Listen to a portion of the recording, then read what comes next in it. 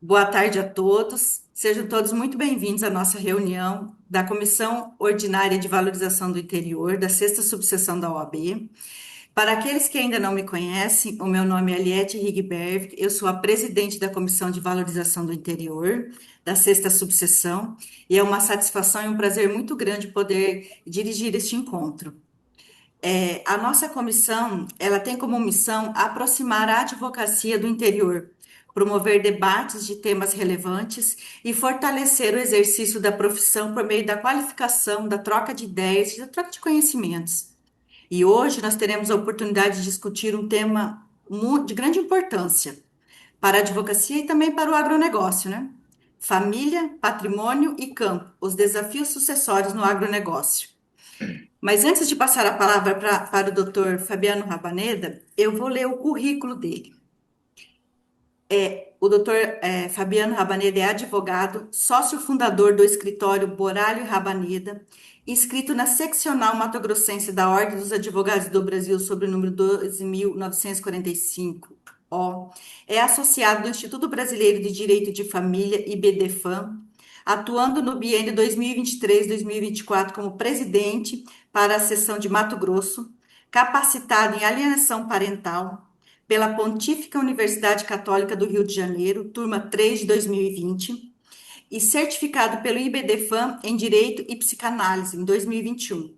Pós-graduado em Advocacia Extrajudicial pela Faculdade Legal em 2021. Doutor Fabiano, é um enorme prazer poder recebê-lo aqui na nossa reunião ordinária da Comissão de Valorização do Interior. E agora a palavra é com o doutor. Eu que agradeço, doutor Reginaldo, presidente da nossa obsessão em Sinop. Como sempre falo, Sinop é um dos grandes polos do estado de Mato Grosso. E essa palestra, na realidade, ela foi desenvolvida com muitos olhos para Sinop, para o norte de Mato Grosso. Eu já tive a oportunidade de dialogar esse assunto algumas vezes, e hoje de manhã eu preparei um compilado de várias palestras para realmente inserir vocês nessas questões bastante interessantes sobre sucessões e agronegócio. Eu quero cumprimentar aqui todos os advogados presentes, os advogados que vão nos assistir pela internet, que nós estamos gravando aqui essa aula, em especial a doutora Michele Borralho, minha querida esposa, companheira, sócia. É muito bom ter você aqui, porque o trabalho, o pensar, ele nunca é sozinho e nós passamos muitas horas conversando, eu e a Michelle, sobre quais caminhos, quais meios e como nós vamos superar os obstáculos que enfrentamos todos os dias quando tratamos de sucessão. Doutora Fabiana Lemos, minha querida Fabi, muito bom ter você aqui, colhe o coração. Gente, eu preparei então uns slides e eu vou transmitir esses slides dessa forma. Vocês conseguem ver? Tá bom assim? Uhum.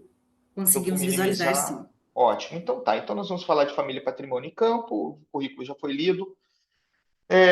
Eu preciso ser extremamente breve numa imersão fático-temporal, porque não adianta falar de sucessões se nós não entendermos um pouquinho aonde nós estamos e o que é o nosso Mato Grosso. Então, se vocês pararem para pensar, Mato Grosso ele ocupa uma posição, de certa forma, privilegiada dentro do Brasil, onde nós temos 2.000 quilômetros o Oceano Atlântico e a 2.000 quilômetros o Oceano Pacífico, por isso que nós falamos de centro geodésico da América do Sul. Mas existe um problema grave, que são as cordilheiras dos Andes, nós ainda não conseguimos transpor. Então, toda escoação, todo escoamento de soja, gado, tudo que nós produzimos, ficamos totalmente dependentes dos portos a leste.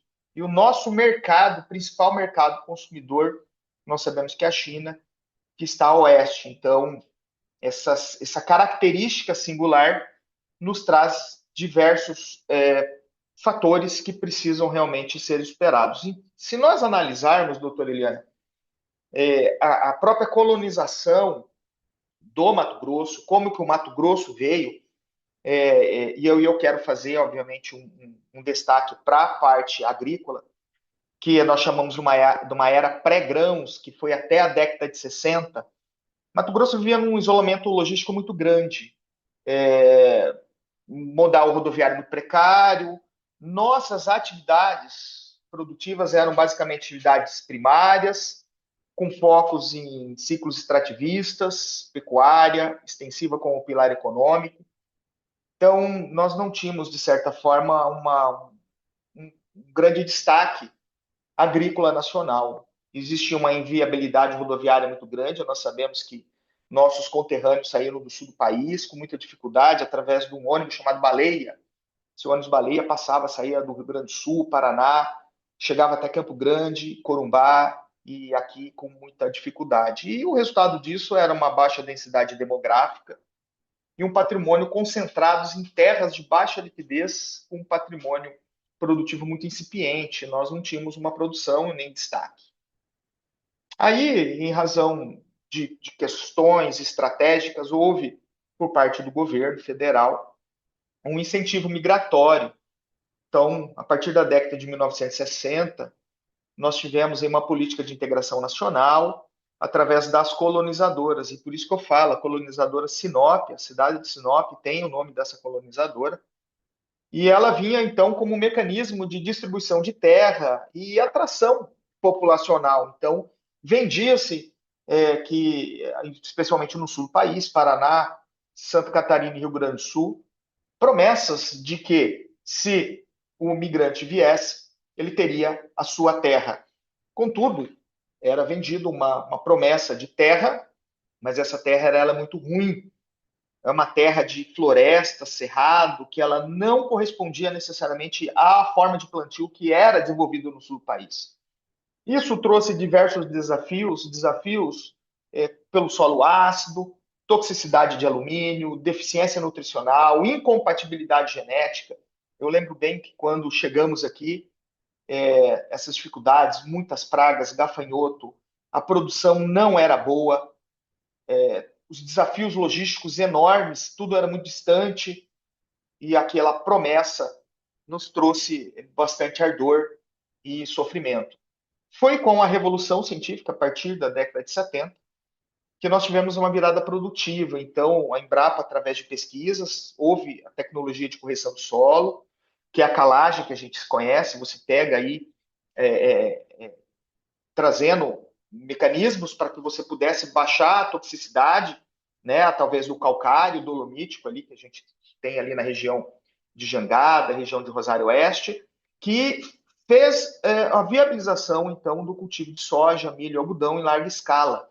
Foi através dessa revolução científica que o Mato Grosso começa a despontar, então, perante o cenário nacional, com extrema produção. Mas, ainda assim, a gente se lembra muito bem, né, na década do até o ano 2000, Aliette, que quem fazia esse trecho Cuiabá-Sinop, um sofrimento muito grande, muito caminhão, o nosso modal rodoviário no Brasil foi basicamente o principal, nós não tínhamos um modal ferroviário, e por mais que nós tivéssemos produção, tivesse correção do solo, criação, então, de grandes produções de soja, a gente ainda tinha uma logística ineficiente, predomínio da 163, 364, com longas filas, a energia do Estado era insuficiente, nós não tínhamos condições de produção de energia elétrica, não existia investimento em centrais hidrelétricas, e isso, obviamente,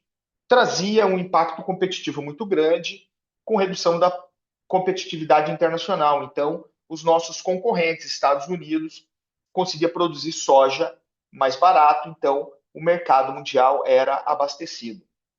Foi, então, a partir da autossuficiência energética e logística operada após o ano 2000, foi um incentivo, sim, do governo do Estado, mas eu acredito muito mais numa união de produtores. Reginaldo, nós sabemos aí da luta, inclusive da própria Ordem dos Advogados do Brasil, da subseção de Sinop, de Lucas do Rio Verde, Sorriso, no sentido de cobrar melhorias para o escoamento modal. Então, nós tivemos aí a energia assegurada, não só temos a termoelétrica, nós temos a APM Manso, mas não só essas duas. Nós tivemos também a abertura de diversas PCHs, são pequenas centrais hidrelétricas, com viabilização da construção, E agora nós também começamos a ter os painéis solares devido à alta incidência solar na região. É absoluta certeza que Mato Grosso é autossuficiente em energia, exportando energia elétrica. Nós temos também a revolução logística, Ferronorte, transformando escoamento, fez com que Mato Grosso pudesse competir globalmente com novos corretores logísticos, apresentando aí redução de custos. E essa redução de custos faz com que a nossa soja seja mais produtiva.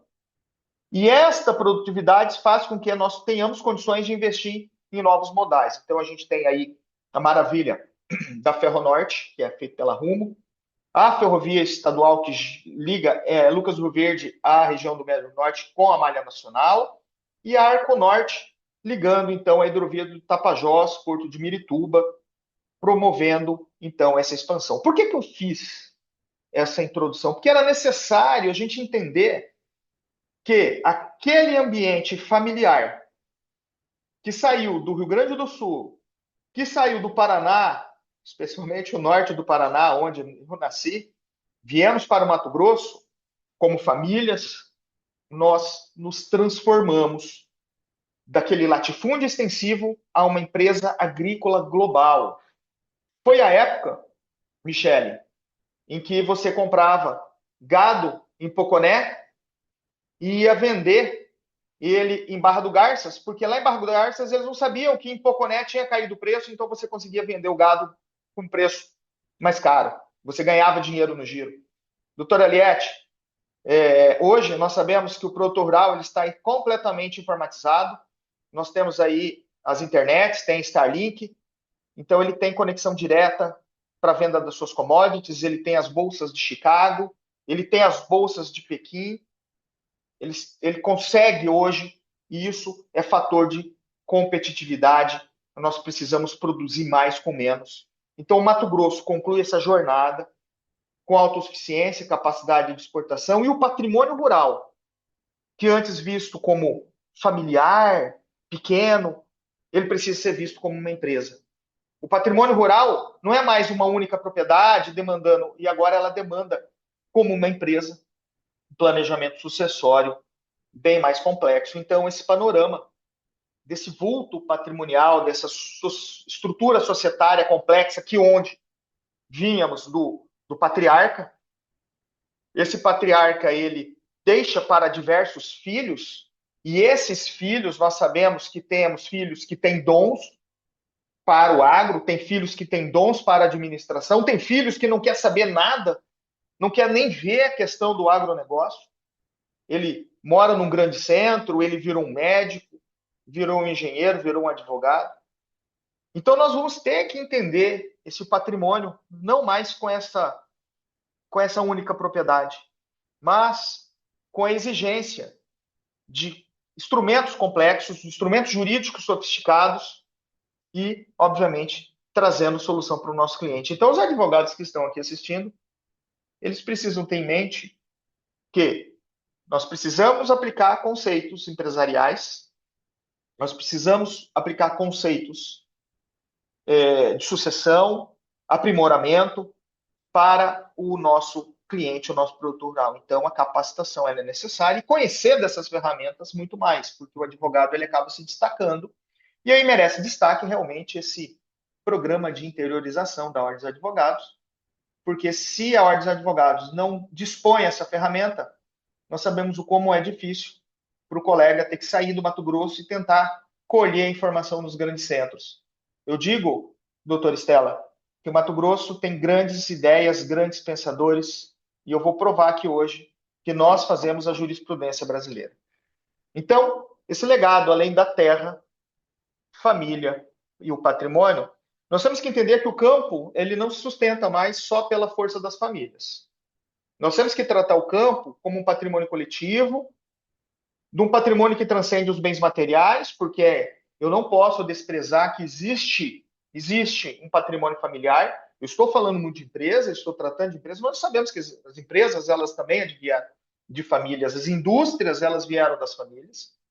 E eu não estou pedindo para que nós não olhemos para isso, a gente precisa olhar sim para as famílias, para esse legado, porque imagina a força, Michele, a força sistêmica daquele que sai do Rio Grande do Sul, de uma mazela social, com uma promessa de receber uma terra, coragem que as mulheres tiveram de seguir os seus maridos para um desconhecido, e nesse desconhecido criaram seus filhos, e esses filhos precisam reconhecer esse legado e aprimorar esse legado para os novos desafios globais. Então, essa identidade ela é inseparável. Essa identidade entre o núcleo familiar e a produção agrícola, ela deve ser vista como uma forma de assegurar, inclusive, a continuidade desse modo de vida. E isso é a função social do direito. Nós, como advogados, temos que trazer a estrutura do desenvolvimento do nosso Estado, exigindo essa inteligência jurídica. Então, colegas, nós temos que entender que, diante dessas transformações, nós temos aqui o mais novo e complexo paradigma, que é a reforma tributária. A reforma tributária ela vem como um anseio social, uma necessidade social, mas nós sabemos que o Congresso Nacional adora produzir jabutis. No dia que você vê um jabuti numa árvore, porque o jabuti não vive em árvore, a gente fica questionando como foi feito, e a gente sempre fala, doutora Aliette, que as leis são como as linguiças, não queiram saber como elas foram feitas. E a reforma tributária ela vem aí com um ano de emendas, IBS, CBS prometeu profundamente substituição, simplificar, mas nós estamos observando que não existe simplificação. Existe um aumento da arrecadação, aumento da carga tributária, e isso vai impactar diretamente o nosso cliente no campo. O nosso cliente, quem fez planejamento sucessório, precisa rever o planejamento sucessório. Quem não fez planejamento sucessório, precisa fazer planejamento sucessório. Agora, em 2025, estava previsto para o produtor rural fazer a operação através da pessoa jurídica. Recebi ontem, na comissão do agronegócio do Instituto Brasileiro de Direito de Família, BDFAM, que o comitê gestor está completamente perdido e já adiou, não vai ser mais 2025. Não vai ser mais para 2026 agora, para esse ano, vai ser para 2027. Ou seja, a gente já começou os adiamentos, mas nós sabemos hoje que 95% dos produtores rurais firmaram em pessoa física por uma questão tributária, à época, por uma questão de facilidade e legislação. Então, o cenário ainda é 95% dos produtores rurais em pessoa física, segundo dados da Confederação Nacional da Agricultura e segundo dados do Serasa. Recentemente nós tivemos um congresso, eu tive a oportunidade de palestrar aqui no Mato Grosso, um congresso maravilhoso feito pelo BDFAM. Reunimos mais de 600 pessoas aqui em Cuiabá.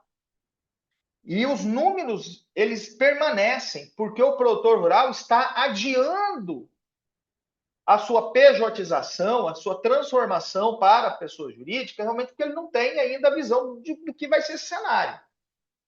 Ele não sabe se ele vai economizar ou se ele vai gastar. Em época de crise, é melhor a gente olhar.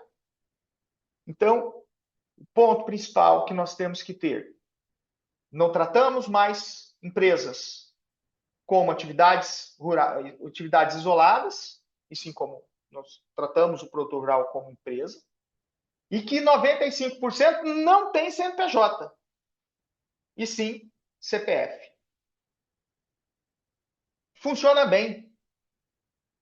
Doutora Estela, isso funciona bem. Até morrer. Nós sabemos, pelo princípio da Saicine, que a partir do momento que se morre, automaticamente os herdeiros entram na posse dos seus bens. Mas eu preciso do inventário para declarar quem são esses herdeiros, para arrecadar quem são esses herdeiros, para formalizar quem são esses herdeiros.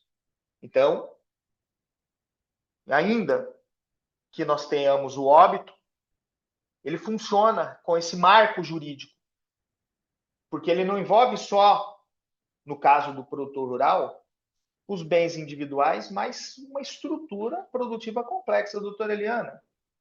Nós sabemos que se o produtor rural morre, automaticamente, com a emissão do atestado de óbito, automaticamente o CPF dele é cancelado.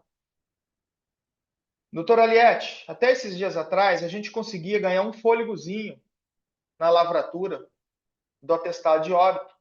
Então, morria, nós dávamos como orientação para viúva, olha, não lava o atestado de óbito, vai no banco, saca o dinheiro, vocês precisam comer, vocês precisam pagar o advogado, doutora Estela, que nós trabalhamos.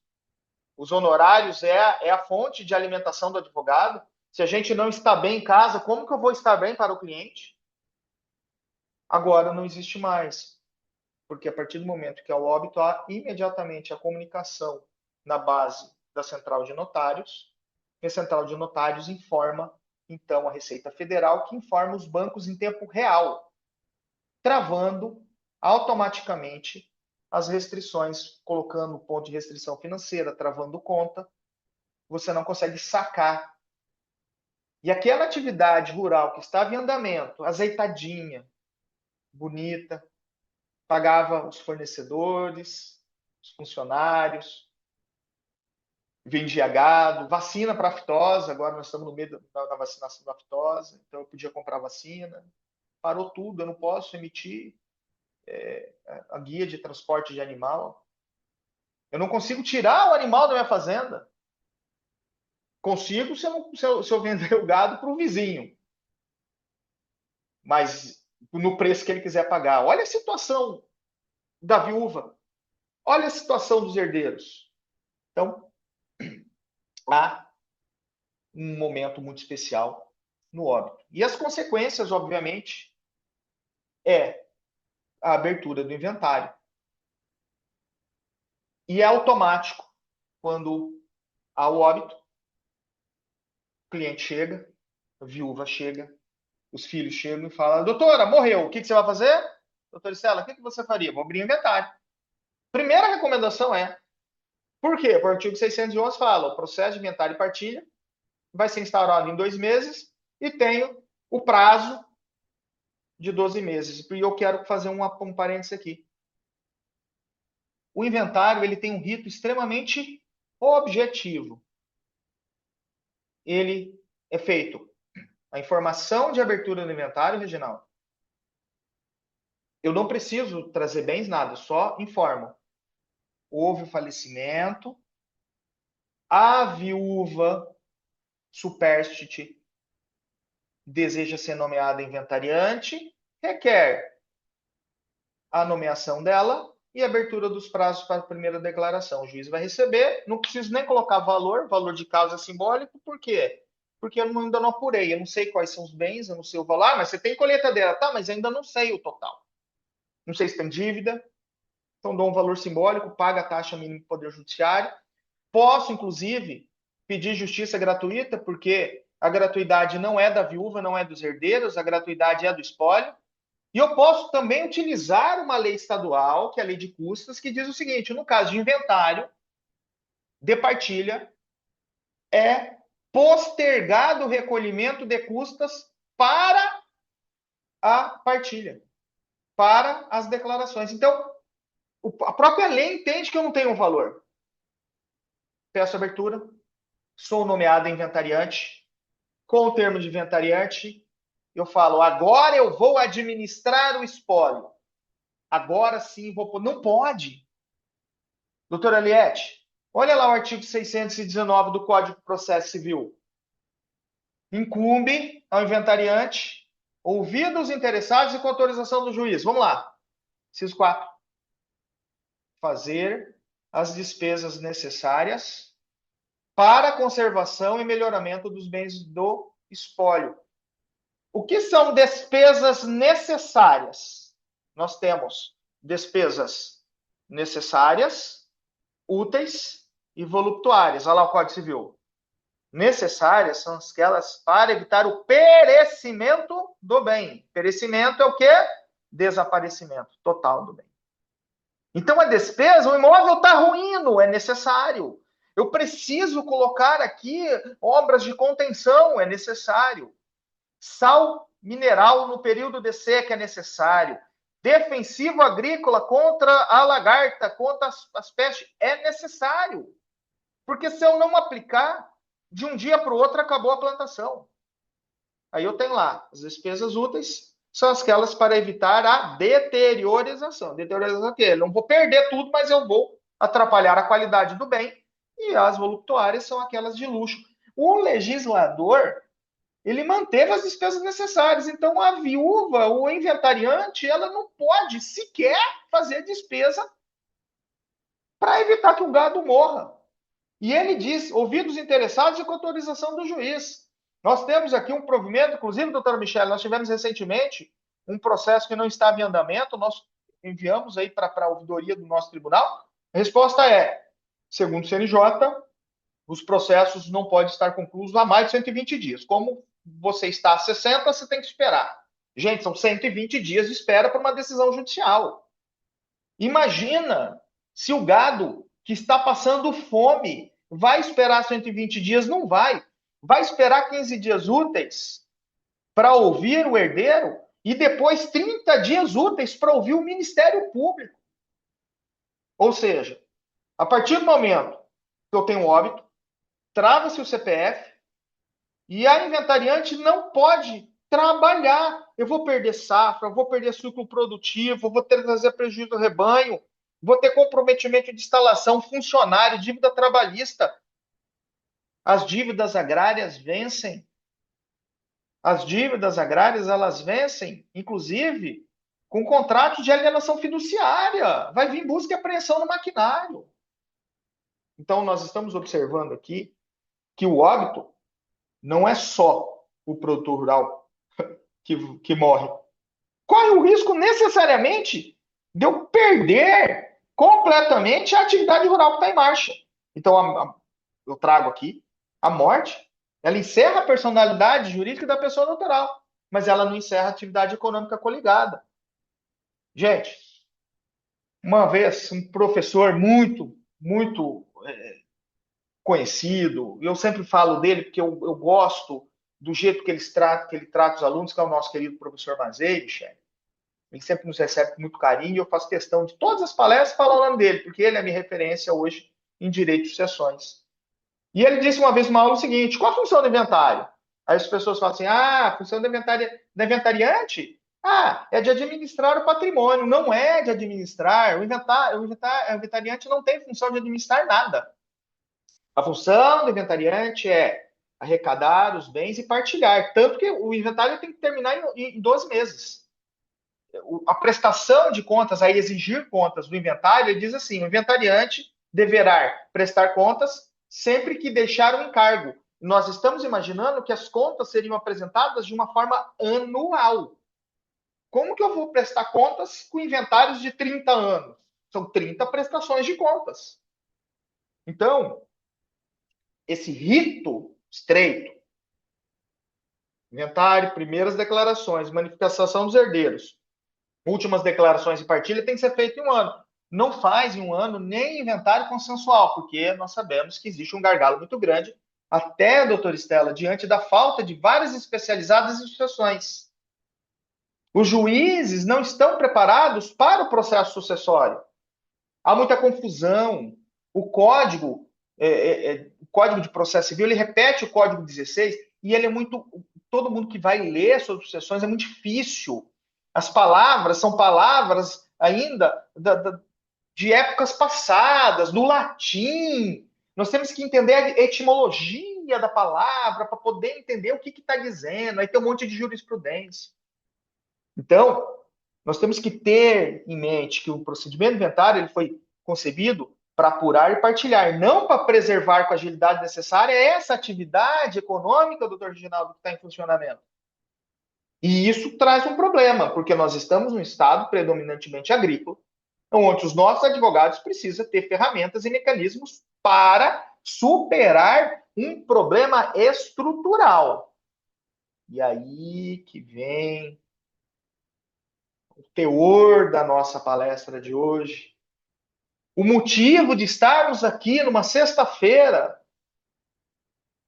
2 horas, para poder estudarmos e capacitarmos, entendermos o mecanismo jurídico para a preservação dessa operacionalidade. E eu vou trazer um pouquinho da minha experiência para vocês. Dividi em 3 blocos, simples. 3 bloquinhos. que se vocês entenderem esses blocos, eu acredito que vocês já vão ter um diferencial competitivo para apresentar para os seus clientes. O primeiro é entender que eu não preciso, doutora Michele, abrir o inventário imediatamente. Hoje é possível que eu possa ir no cartório e pedir um termo de inventariança.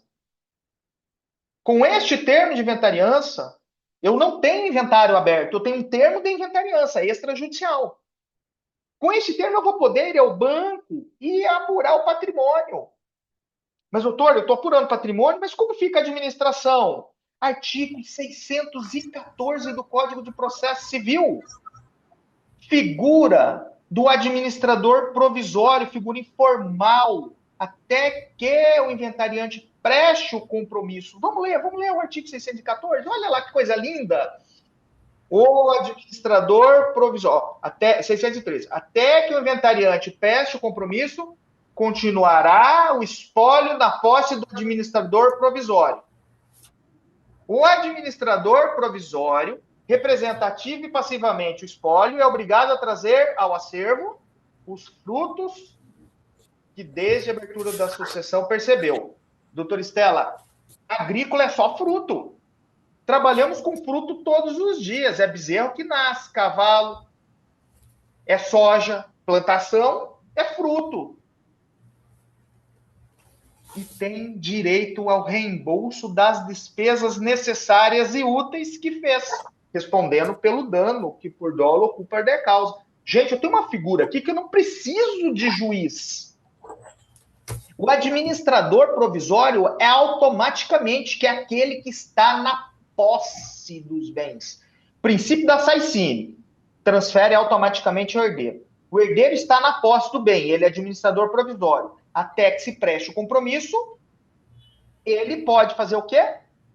Administrar. E ele pode administrar com recursos particulares.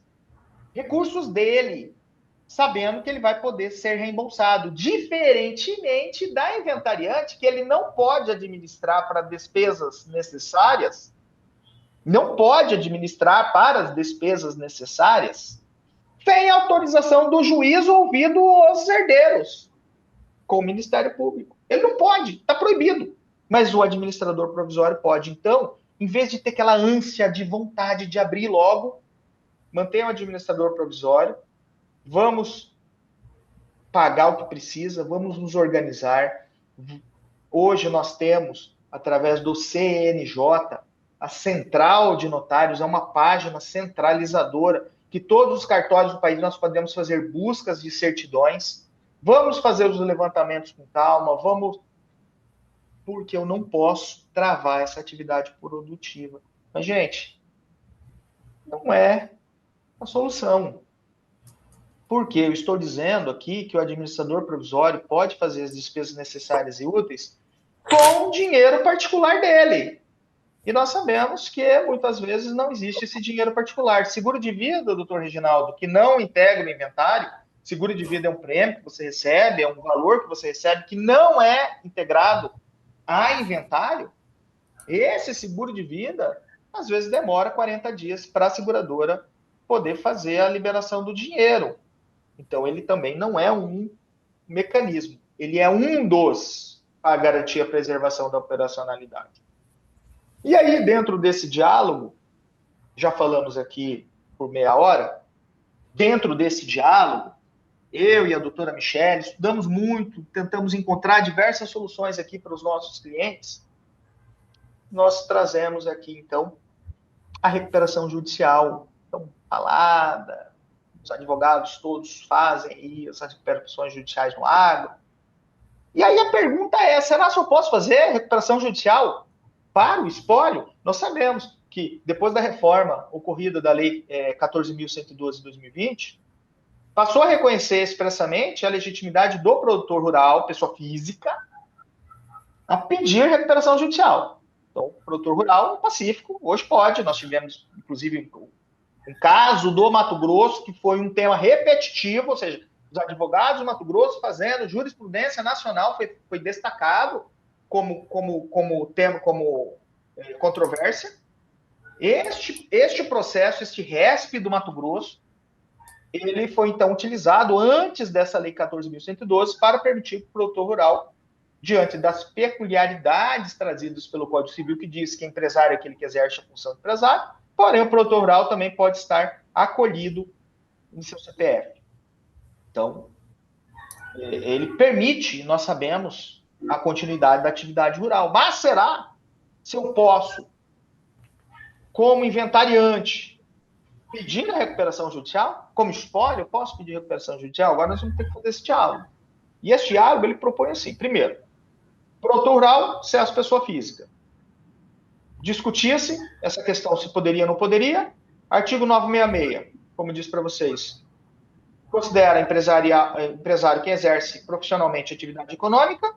Artigo 970 assegura tratamento favorecido, diferenciado e simplificado ao empresário rural.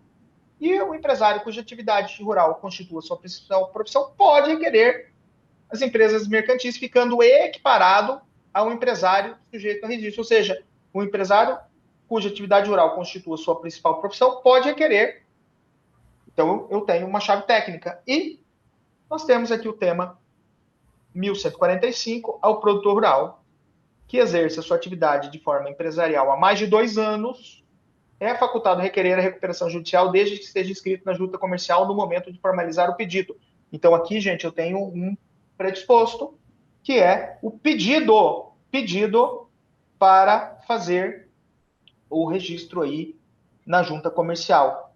A lei 14.112 reforma, prazo de 2 anos. Mas, gente, nós já entendemos que este prazo de 2 anos, ele pode ser mitigado quando eu provo, através de imposto de renda, LCDPR, livro caixa do produtor rural, declaração de imposto de renda da pessoa física, balanço patrimonial, que ele exerce predominantemente a atividade rural, então eu teria condições de fazer o pedido de recuperação judicial, provando esses 2 anos, ainda que eu não tenha feito o registro anterior. Então, se eu posso, como produtor rural, pedir, poderia também como espólio? Olha o artigo 48, parágrafo 1º da Lei 11.101. Consolidadas essas premissas, a possibilidade do requerimento de recuperação judicial encontra fundamento no artigo 48. Estabelece que poderá requerer recuperação judicial o devedor que, no momento pedido, exerça regularmente há mais de 2 anos. Então, eu tenho uma interpretação em que o parágrafo 1º amplia a legitimidade ativa ao prever que a recuperação judicial também poderá ser requerida por cônjuge sobrevivente, pelos herdeiros do devedor, pelo inventariante ou pelo sócio remanescente. Doutora Eliana, cônjuge sobrevivente, eu tenho que ter morte. Herdeiro, eu só tenho herdeiro. A gente brinca, né, Michele? Olha, nasceu mais um herdeirinho. Ele só vai ser herdeiro depois do óbito. Antes é pacta corvina, o corvo. Não posso tratar de herança de pessoa viva, doutor Estela. Então vejam vocês que se o parágrafo 1º do artigo 48 da Lei 11.101/2005 prevê essas figuras, eu estou dizendo plus o inventariante. Quem são os inventariantes? Nós temos uma ordem de inventariança. Cônjuge sobrevivente, herdeiro, credores. Nós temos aquela ordem. Ué, o inventariante pode, porque ele representa ativo e passivamente o espólio? Pode. Então, com base no livro caixa do produtor rural, declaração de imposto de renda, comprovar que existe uma atividade rural em desenvolvimento e pedir a abertura do processo de recuperação judicial para quem? Para o juízo da recuperação judicial. Não é juiz de inventário, porque o juiz de inventário, ele é um juiz que trata de inventário. Eu estou pedindo para o juiz da recuperação judicial com base em um fundamento legal que me permite, como espólio, ter acesso aos benefícios da recuperação judicial. E olha lá o que diz. Gente, foi super difícil de encontrar porque ninguém fala sobre isso. A matéria que eu estou trazendo para vocês é uma matéria de diálogo que nós estamos criando ainda esse direito. E eu encontrei a segunda Câmara Reservada do Direito Empresarial do Tribunal de Justiça de São Paulo, do desembargador Araldo Teles, 2017, comprovado o exercício da atividade pelo autor da herança por mais de 2 anos e seu registro mercantil na condição de empresário, ainda que tenha sido feito após o falecimento, não encontra empecilho formal o processamento de sua recuperação judicial, porque, em última instância, o que se busca é preservação da empresa. E, nesse aspecto, soa irrelevante a titularidade pelo espólio. O que é a lei de recuperação judicial? Gente, nós tínhamos antigamente, doutor Reginaldo, a concordata. Antes da falência, as empresas pediam concordata. O que eles diziam assim? Gente, eu não estou conseguindo pagar, dá um fôlego para mim. Às vezes, a atividade era... Mas as concordatas eram pouco utilizadas porque elas não tinham flexibilidade, era algo engessado. A recuperação judicial não, ela veio transformando o paradigma do direito empresarial. Por quê? Porque ela coloca um princípio de colaboração entre os credores e o devedor. O que nós queremos é que a atividade rural não morra junto com o seu criador, com o patriarca, com aquele que saiu lá do Rio Grande do Sul e veio para cá passar fome. Nós estamos colocando um mecanismo de solução que é utilizado para que empresas não morram. Então, dentro desta visão, deste olhar, eu estou dizendo, inclusive agora, doutora Reginaldo, saiu o provimento do Nutemec criando o Sejusc do agro. Doutora Michele, hoje de manhã recebi a notícia pela FAMATO, criou o Sejusc do agro, porque o mecanismo de recuperação judicial pode ser pedido, inclusive, extrajudicialmente. Gente, morreu. O que o cara quer? Ele quer receber. O fornecedor quer receber, o banco quer receber. Se trava tudo, ele não vai receber nunca. Porque enquanto eu não fizer a apuração das dívidas, lembra, doutora Eliana, que para o inventariante eu preciso pedir toda hora para vender gado, e pela falta de um juiz especializado, o juiz não entende que o gado vai passar fome se eu não alimentar ele. No sistema de recuperação judicial, a partir do momento que eu peço, eu vou viabilizar a movimentação de itens essenciais para a atividade. Doutora Xênia, que satisfação tê-la aqui. Xênia, olha só que interessante. Terra comprada há menos de 3 anos do pedido de recuperação judicial, ela não pode entrar no plano. Alienação fiduciária não entra no plano.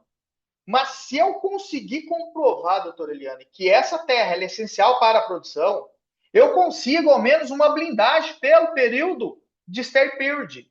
Eu consigo pelo período de 180, podendo ser renovado por mais 180, eu tenho 1 ano de fôlego. Então imagina, aquele inventariante, aquele inventário, morreu o produtor, bloqueou o CPF. Eu já disse para vocês, provei, nós temos jurisprudência colhida, pescada, para fundamentar a petição, demonstrando que eu posso fazer o pedido. O que eu vou viabilizar?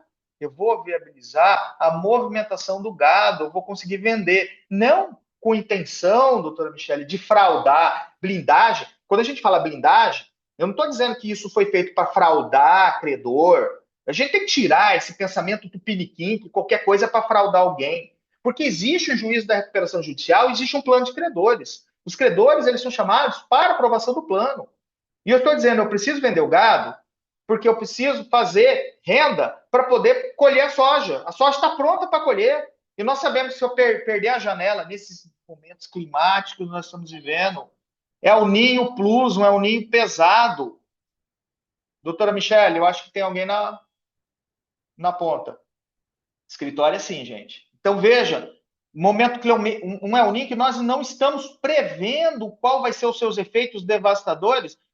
De repente, eu tenho chuva em Cuiabá em junho. Aonde?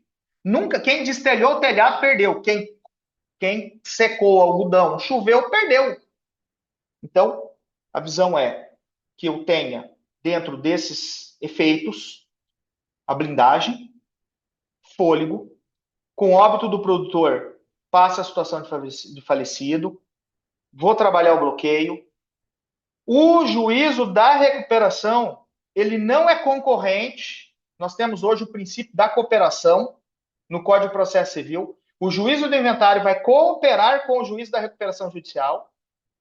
E nós vamos conseguir fazer toda a movimentação necessária.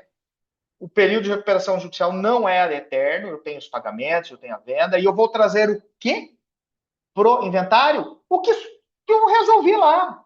Senhor juiz do inventário, está aqui, sobrou isso. Agora, isso aqui que nós vamos partilhar entre os herdeiros. Vamos tirar a parte da viúva, meeira. Doutora Eliana, meeiro pode não ser herdeiro. Meeiro é meeiro.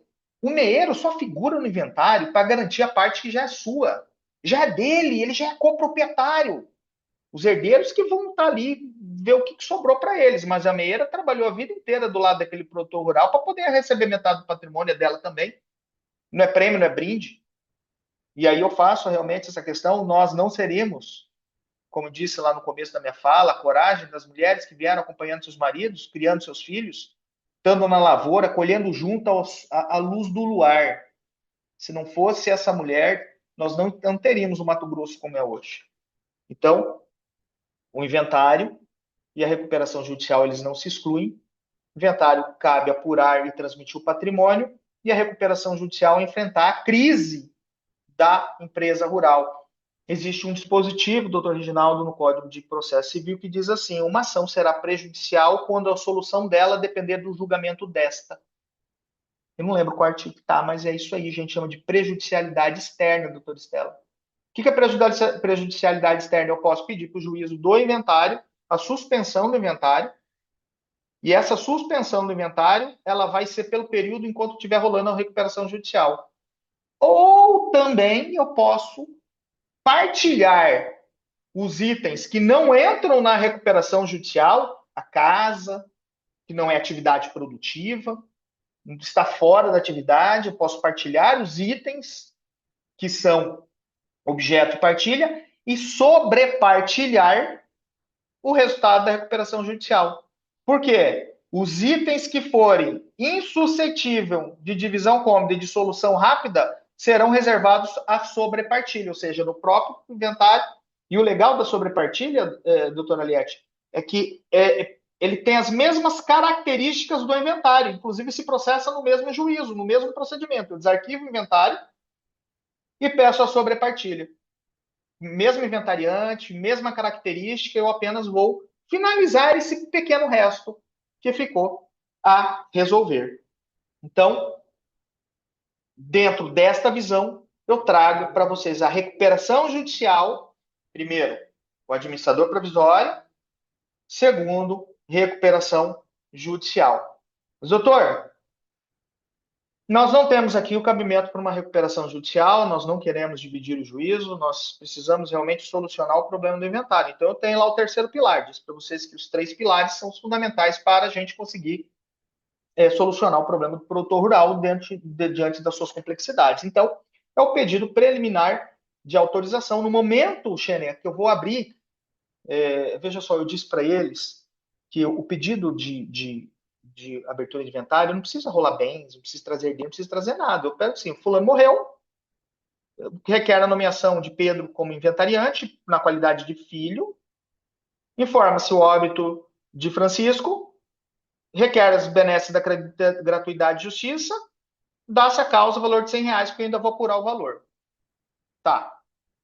Eu posso já pedir aqui, requer que seja nomeado inventariante, prestando compromisso para que realize as despesas necessárias sem ter que aguardar autorização para cada gasto. Fundamentando com as regras do condomínio, que é o 1341, parágrafo 1º, que está dizendo, como nos condomínios, as reparações necessárias podem ser feitas pelo síndico, independente de autorização, para evitar prejuízo no espólio e necessidade de urgente conservação. Então, você já vai pedir para o juiz, no dia que você abre o inventário, pede para nomear o inventariante, você já vai pedir que seja feito as despesas necessárias. Aí você tem que escrever. Você tem que mostrar para o juiz que é uma atividade rural, você tem que mostrar que as despesas, e tem que ir lá falar com ele, seu juiz, olha só, gabinete. Tem gabinete que nem janela tem. Às vezes você nem vê a luz do sol, e o produtor rural vive da luz do sol e da luz da noite. Então, nós precisamos entender que existe uma atividade produtiva, então quero que o senhor me coloque com essas autorizações necessárias, para despesas necessárias, não estou pedindo despesa útil, senão ele não dá também. e aí convencê-lo realmente que você pode prestar contas, e aí se houver qualquer índice de dilapidação, alguma coisa, ele poderia inclusive tirar inventariantes, porque o inventariante que não administra os seus bens, que administra os bens do espólio, perdão, como se fossem seus, ele não merece ficar no encargo devendo, inclusive, restituir todo o dano que ele causou. E nós não podemos participar a partir do princípio da má-fé, a gente tem que participar sempre da boa-fé. Só que essa nomeação, esse pedido preliminar de autorização, ele gera ruídos. Porque dentro do espólio, eu tenho desafio da experiência. Gente, normalmente é atribuído para a cônjuge. Muitos. A cônjuge ela já trabalhou, sofreu a vida toda, foi para a roça, aí ganhou um dinheiro, ela quer descansar, ela tem lá os seus 65, 70, 80 anos, ela merece o descanso, ela se afasta da gestão, porque algum filho vai assumir o negócio junto com o pai. O pai morre, o filho que está, ela que se torna inventariante, porque existe uma ordem ali de cumprimento. Então eu tenho uma complexidade multigeracional, múltiplas gerações, conflitos de interesse. Esses conflitos de interesse têm problema com a visão de continuidade. Diz para vocês que esses conflitos acabam se esbarrando no tempo do processo e tempo de safra. Então você vai falar assim para mim, mas Fabiana, você está falando para mim com o pedido preliminar de autorização. Poderia resolver, mas não vai resolver. Então, o administrador provisório não resolve. Recuperação judicial não resolve. Com o pedido preliminar de autorização, eu tenho o problema do desafio multigeracional. Como que você vai resolver esse problema para mim? Oh, a solução está aqui. A nomeação plurima de inventariantes, que é uma tese defendida pelo professor Mazei. Tem artigo escrito sobre isso, que diz que no artigo 617 apresenta o rol preferencial. E esse rol preferencial ele pode ser inadequado. E aí eu posso, pelo artigo 190, que é um negócio jurídico processual, e esse negócio jurídico processual, a gente tem que trabalhar mais com isso, doutor Estela, porque permite que as partes possam modificar os procedimentos. Nós podemos, através de um negócio jurídico processual, modificar completamente o rito do Código de Processo Civil, desde que não trate, obviamente, de direitos indisponíveis, mas eu posso, através de um negócio jurídico processual, juntar todos os herdeiros dentro de uma mesa e falar o seguinte: esse inventário ele vai ser administrado por pessoas com diferentes expertises. Ele vai ser administrado por dois, por mamãe e por mais um irmão que está na área, ou por mais um irmão que tem a administração e a parte agrícola. Então, eu posso mitigar esses conflitos, trazer pelos princípios do artigo 617, 190, mais de um administrador. E aí eu tenho toda uma tese que deve ser desenvolvida, que é a nomeação plurima de diversos inventariantes para solucionar.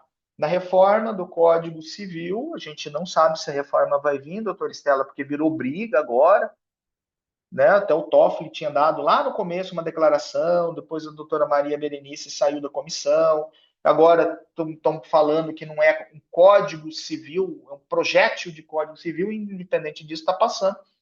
Nós vamos ter, inclusive, doutor Reginaldo, que eu acho que é um nicho interessante para os colegas advogados, que é o administrador judicial de inventários. É uma pessoa jurídica que ele só administra inventários. Então, se eu tenho um conflito entre inventariantes, eu vou trazer para essa pessoa. Poderia ter.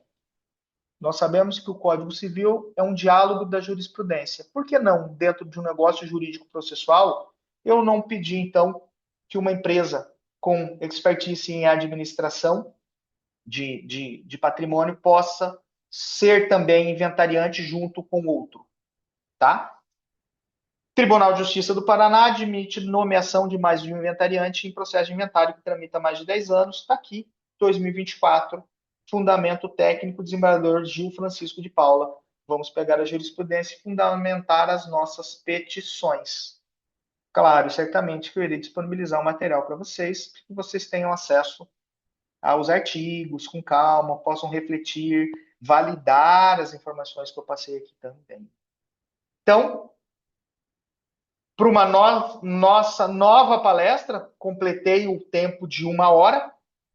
Para uma outra palestra, já vou deixar o mel na boca da doutora Eliana para a gente falar sobre proteção patrimonial que é planejamento sucessório, holding, cláusula de affectio società, vedação de pacta corvina, instrumentos legais, doação com reserva de usufruto. Michele fala muito, Xênia, sobre o Instituto da Doação. Michele conhece profundamente o Instituto da Doação. Esses dias, inclusive, nós estivemos debatendo com clientes as questões de doação, tá? Testamentos estratégicos, com o objetivo, engenharia da longevidade, plano, mediação preventiva, conselhos consultivos e de administração. Eu agradeço. Tudo o que eu falei sobre recuperação judicial ao agronegócio está num artigo escrito pelo IBDFAN. Joga o QR Code com o celular, vocês vão ter a oportunidade de ler esse artigo. Está bem detalhado, eu trouxe legislação estrangeira, fiz uma comparação com a legislação do direito comparado, realmente para fundamentar aí para vocês. E quem quiser receber esse material, acesse o meu Instagram, @Fabiano_Rabaneda, que foi tudo feito na mão, viu? _Rabaneda, que eu vou ter a oportunidade de passar para vocês, então, no chat, o PDF desses slides. Obrigado, Reginaldo. Agradeço. Dúvidas? Viu, Xênia? Vamos embora. Pois é. Tchau. Tchau, tchau.